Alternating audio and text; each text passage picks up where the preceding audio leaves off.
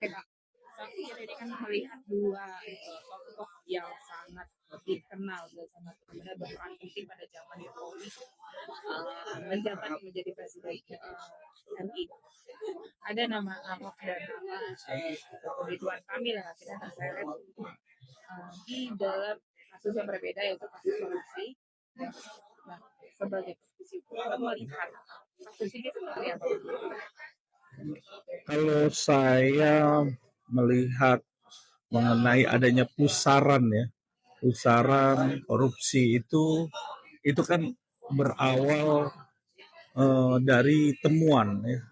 Adanya satu temuan tindak pidana korupsi ini tentunya jelas di sini ini adanya kerugian daripada negara.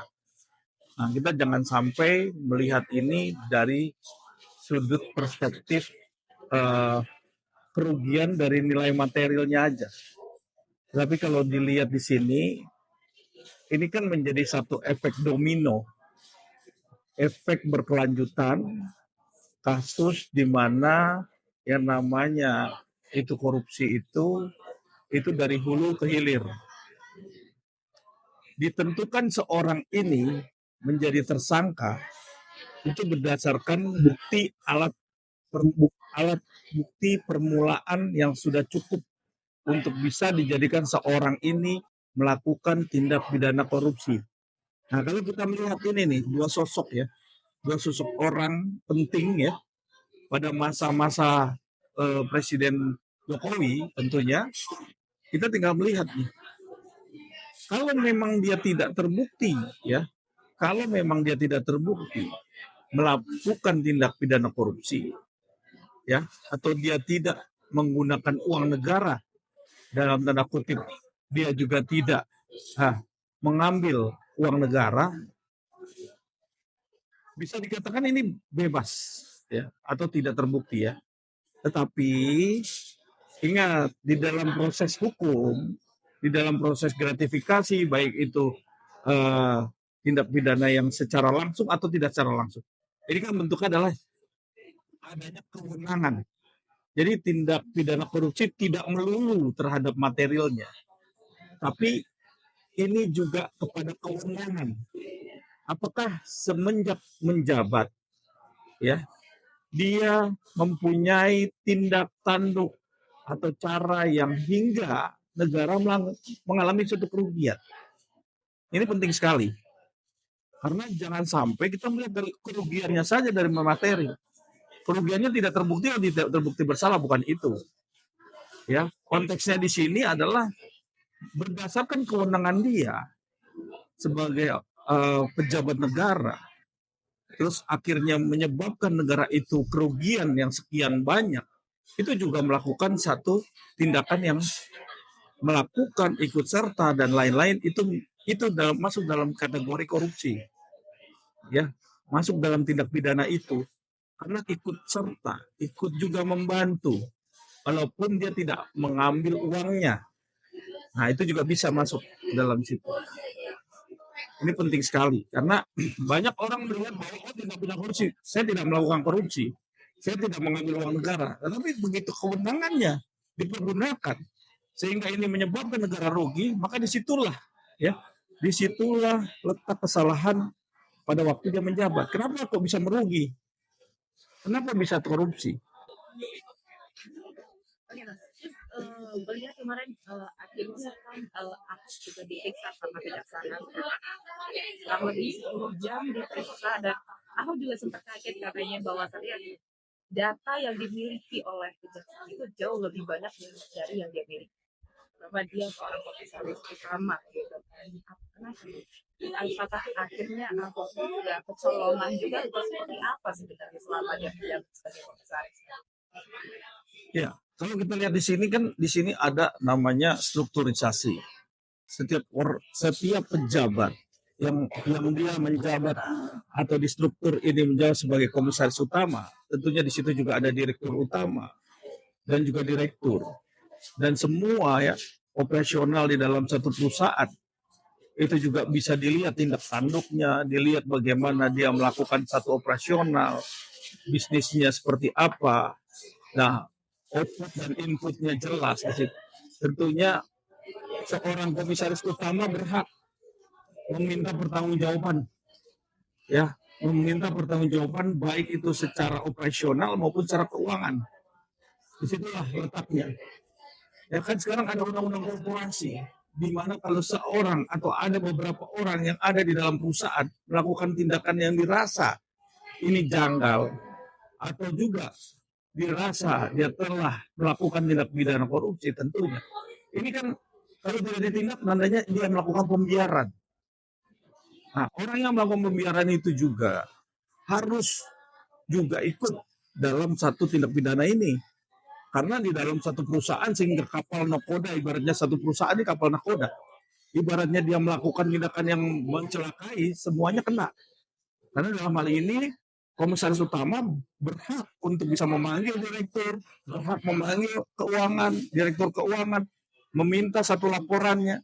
Dan kalau memang ada kejanggalan-kejanggalan tentunya harus cepat dibuka, cepat ditangkap, sehingga segala sesuatu dibikin preventif, sehingga tidak terlalu lama dia melakukan tindakan ini. Kalau dia tahu, jangan sampai ya setelah lama, setelah dia melakukan tindakan yang terlalu dalam, baru dilaporkan. Jadi yang namanya orang mengetahui, melihat, dan tahu tindak tanduk seseorang melakukan tindak kejahatan, itu harus dilaporkan. Jelas di sini jangan ada pembiaran seperti itu. Kenapa dibiarkan setelah sekian lama? Artinya sikap Ahok selama dia, mungkin dia selama ini tahu selama dia menjabat sebagai komisaris, tapi dia tidak melaporkan hal ini ke KPK gitu, Pak.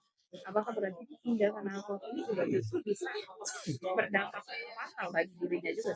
Ya, kalau saya rasa ini satu ada feedback yang cukup kuat ya, karena ada sebab maka ada akibat.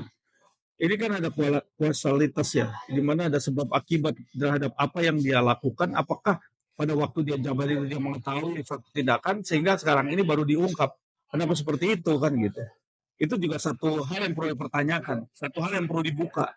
Ada apa sebenarnya di dalam perusahaan itu gitu kan? Kalau jangan sampai ini menjadikan satu pertanyaan, satu hal yang kejanggalan, jelas janggal lah. Kenapa kok dia tahu A, B, C, D ya sesuai dengan apa yang diungkap, harusnya cepat-cepat dibuka, cepat-cepat dilakukan pelaporan secara preventif sehingga tidak ada yang namanya pembiaran sehingga menyebabkan kerugian negara yang begitu besar. Ini kan luar biasa, kejahatan luar biasa ini, extraordinary crime. Jadi buat saya ini sangat amat tidak bisa dipandang bahwa yang namanya tindak pidana ini dilakukan secara pembiaran, ya nggak ada ini, karena negara ini udah rugi banyak kan gitu. Jadi kan aku juga mengatakan bahwa dia memang semangat sekali untuk membongkar kasus korupsi di Pertamina. Karena kan dia sudah tidak lagi menjabat menjadi komisaris. Gimana tuh Pak? Ya itu makanya karena dia melakukan satu expose di media, dia bilang bahwa dia tahu semua ABCD dan lain-lain. Tentunya itu juga harus dibuka kan seperti itu. Tapi kalau memang dia juga pada waktu menjabat itu kan dilihat timelinenya. Apakah dia tahu itu pada waktu dia menjabat atau sudah dia menjabat? Itu harus dilihat, harus dibuktikan nanti di Kejaksaan Agung tentunya dalam hal ini. Jangan sampai pada waktu dia menjabat dia tahu. Itu yang menjadi masalah kan. Tapi dari abang sendiri sebagai praktisi hukum, sebagai juga masyarakat Indonesia tentunya, apa yang abang harapkan dari kasus ini supaya akhirnya kejaksaan benar-benar menggali lebih dalam lagi kasus Pertamina karena ini sudah merugikan banyak sekali. Iya. Jadi gini, ini kan kejahatan yang sifatnya berjamaah, tidak bisa dilakukan oleh kelompok sendiri atau berapa orang. Ini banyak ini yang terkait di dalam sini. tentunya dalam hal ini Kejagung juga harus lihat nih, ya, siapa aktor intelektualnya, siapa berperan sebagai eh, apa memberikan satu apa izin untuk bisa eh, kejahatan ini bisa berlangsung lama. Kan tentunya ada yang membackup ini. Nah, mungkin ini bisa berjalan hitungan lebih dari 2 tahun. Kan lama sekali nih, ya. Jadi saya rasa nih cukup banyak yang terlibat di dalam sini kalau menurut saya. Karena tidak cuma dari instansi-instansi yang sifatnya adalah dia sebagai direktur utama, tapi ya saya yakin ini pasti akan banyak yang terlibat di dalam sini.